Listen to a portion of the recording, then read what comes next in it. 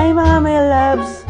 For today's video, andito nga pala tayo sa Baliwag.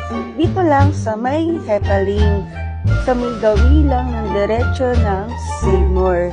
Dito sa Hepaling, sobrang daming nagtitinda ng street food, bicho-bicho, bibingka at puto bumbong.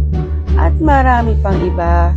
Dito sa diretsyo na to, sobrang daming nagtitinda ng bibingka at puto bumbong. At dito tayo sa may Emerald Special Bibingka.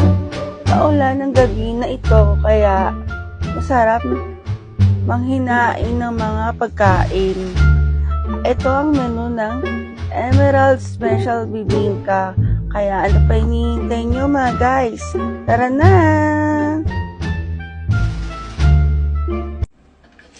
Hi mga my loves!